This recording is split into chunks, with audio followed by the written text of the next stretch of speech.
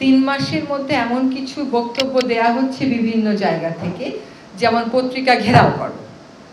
এই বক্তব্যগুলো আসলে উস্কানিমূলক এবং সেইগুলো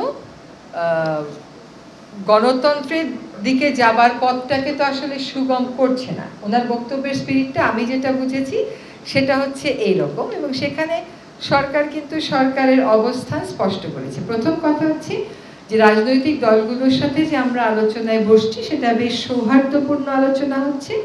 তারা যে সুপারিশগুলো দিচ্ছেন, আমরা যে কথাগুলো বলছি, এটা পারস্পরিক যদি আস্থার সৃষ্টি না করতো তাহলে অন্যরকম ছিল, কিন্তু বারবার সভায় যেহেতু বসা হচ্ছে বোঝাই যাচ্ছে যে একটা আস্থার সৃষ্টি করেছে।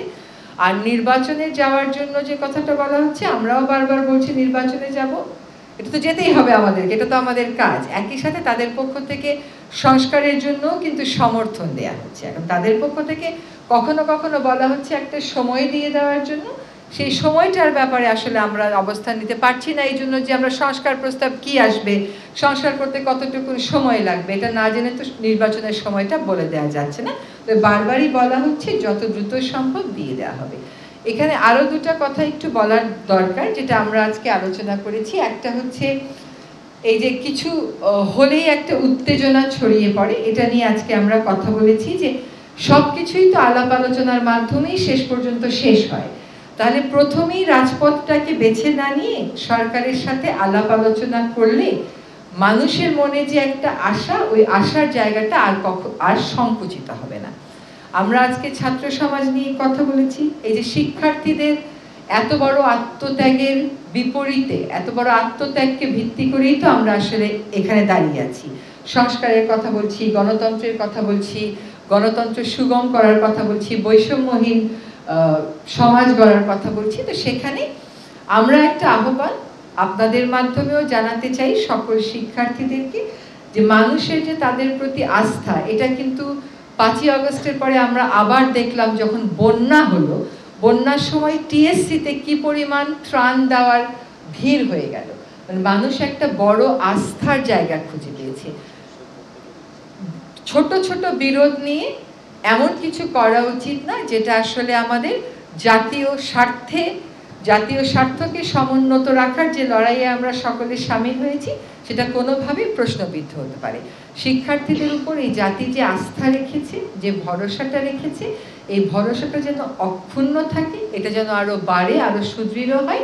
সেজন্য যে কোনো বিরোধ, যে কোনো সমস্যার সমাধান সরকারের সাথে আলোচনার মাধ্যমেই যেন সকলে করেন, শিক্ষার্থী সহ, সেটা আমরা আপনাদের মাধ্যমে একটা আহ্বান জানাচ্ছি। আরেকটা কথা হচ্ছে যে আমরা বারবার এটা রিটারেট করেছি যে আমরা যে সম্প্রীতির কথা বলি এই দেশে, এই সম্প্রীতিটা সত্যিকার অর্থে আমরা মূল্যবোধ হিসেবে ধারণ করি। এই সমাজ সবসময় এটা মূল্যবোধ হিসেবে ধারণ করেছে। এটা যদি আপনারা গতকাল যে পরিস্থিতিটা শান্ত থাকলো এটাও মূল্যায়ন করেন, তাহলেও দেখবেন যে অনেক উস্কানি আসতে পারে, কিন্তু সহসা বাংলাদেশে এইসব উস্কানিতে প্ররোচিত বাংলাদেশের সাধারণ মানুষ কখনো হবেন না। এবং বাংলাদেশের এই সাধারণ মানুষের যে স্পিরিটটা, এটা সরকারেরও স্পিরিট, যে এখানে কেবল আমরা সম্প্রীতি বলবো তা না, আমরা সত্যিকার অর্থে সম্প্রীতিটা স্থাপন করে দেব। এই জন্য যত আমাদের মধ্যে দূরত্ব থাকতে পারে, ভুল বোঝাবুঝি থাকতে পারে, দাবি দেওয়া থাকতে পারে, সেগুলো নিয়ে আমরা সকল সময় আলোচনা করব, প্রকাশ্যে আলোচনা করব, প্রয়োজনে তারা আসবেন, আলোচনা হবে, প্রতিটি অপরাধের বিচার হবে। অপরাধের বিচারের সাথে এই সম্প্রীতিকে আমরা কোনোভাবেই মিলিয়ে ফেলব না। এবং এই সম্প্রীতিটা যাতে এই সরকার আমরা যে কয়দিন দায়িত্বে আছি, এই সম্প্রীতিটার বন্ধনটা যেন আরো দৃঢ় হয়, আমরা সেটার জন্যই আন্তরিকভাবে কাজ করে যাব। গভর্নমেন্টের পজিশন, এটা হাইকোর্ট ডিভিশন, আমি যতটুকু দেখেছি হাইকোর্ট ডিভিশনে যে মামলাটি গিয়েছে ওখানে রিটের শুনানি হিসাবে সেখানে বলা হয়েছে যে গভর্নমেন্ট এই বিষয়ে উদ্যোগ নিচ্ছে, যেহেতু বলতো এটা হাইকোর্ট, আর হাইকোর্ট এটা গভর্নমেন্টের উপরে অর্পণ করেছে। এবং গভর্নমেন্ট, আমরা মনে করি যে আমাদের দিক থেকে বাংলাদেশে কোনো সংগঠন নিষিদ্ধ করা,